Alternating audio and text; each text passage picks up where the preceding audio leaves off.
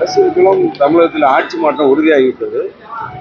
நிச்சயமாக 210 தொகுதிகளுக்கு மேலாக வெற்றி பெற்று அனைத்து இந்திய அண்ணா திராவிட முன்னேற்ற கழக கூட்டணி மகத்தான வெற்றி பெறும்.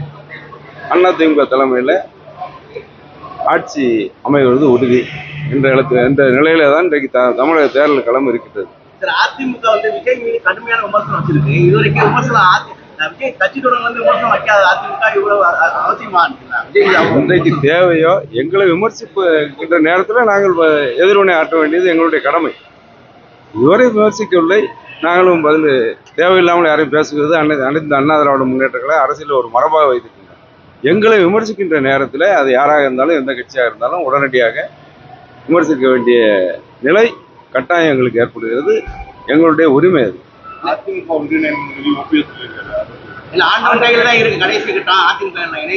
அதிமுக ஒன்றாகத்தான் இருக்கிறது. இல்ல இணைவதற்கு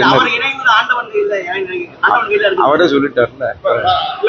நேற்று கூட சொல்லியிருக்காரு கிரீன் சிக்னல் இருக்கு, யார் வேணாலும் வரலாம் அப்படின்றது சுத்தமா சொல்லியிருக்காரு. அதே இது நயனராஜன் என்ன சொல்றாரு, நாங்க என்டிஏ கூட்டணி இப்பயே வலுவா இருக்கு அப்படின்ற மாதிரி சொல்லியிருக்காரு. வலுவா இருக்கிறதுனால அவர் தேவையில்லைன்னு நினைக்கிறீங்களா? இல்ல வரலாறு கூட்டணி வலுவா இருக்கின்றது, அதுல எந்த மாற்று கருத்து இல்லை. இன்றைக்கு தமிழ்நாட்டில் தேர்தல்களும் திமுகவுக்கு தேர்தல் ஜுரம் வந்து விட்டது. அவர்கள் டப்பா இன்ஜின் ஓட்ட இன்ஜின் என்று சொல்லுகின்றார்கள். இன்னும் சொல்ல ஓடாத இன்ஜின் திமுக ஆட்சி தான். ஓடாத இன்ஜின் மட்டுமல்ல 2.0 இல்லை 2.0. அவர்கள் 2.0 என்று ஸ்டாலின் சொல்வது 2.0 தான். இனிமேல் அது ஓடுவதற்கு வழியே இல்லை. ஆட்சி மாற்றம் என்பது நிதர்சனமான உண்மை, காலத்தின் கட்டாயம். தமிழக அனைத்து வாக்காளர்களும் முடிவு செய்து விட்டார்கள். அண்ணா திராவிட முன்னேற்ற கழகம் மாண்புமிகு அம்மாவின் ஆட்சி, எடப்பாடியார் தலைமையில் ஆட்சி வந்தால்தான் தமிழகத்துக்கு விடிவு காலம் என்ற நிலையில தான் தமிழக வாக்காளர் பெருமக்கள் இருக்கின்றார்கள். இதுதான் நிதர்சனமான உண்மை. இதுதான் 2026 தேர்தலில் எதிரொலிக்கப் போகின்றது என்பதுதான் இன்றைக்கு உள்ள.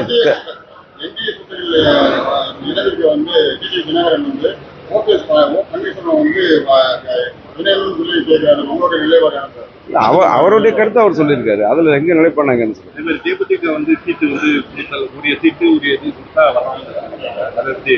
அது தேர்தல் கூட்டணி பேச்சுவார்த்தை முடிவதற்கு முன்னாடி எதுவும் சொல்வது சரியா இருக்காது.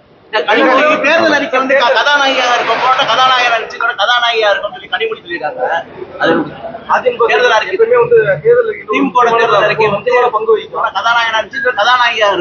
இந்த ஓட்டில் என்னை பொறுத்தவரை திமுக தேர்தல் அறிக்கை தான் வில்லனாக இருக்க போகிறது. திமுக கடந்த 2021 அவர்கள் தேர்தல் வாக்குறுதிகளை 15% கூட நிறைவேற்றவில்லை. 524 தேர்தல் வாக்குகள் எத்தனை நிறைவேற்றப்பட்டது என்பது மக்களுக்கு தெரியும், உங்களுக்கு தெரியும். எனவே அது திருப்பி தாக்குகின்ற ஏவுகணையாக தேர்தல் களத்தில் திமுகவிற்கு அது வில்லனாக மாறும்.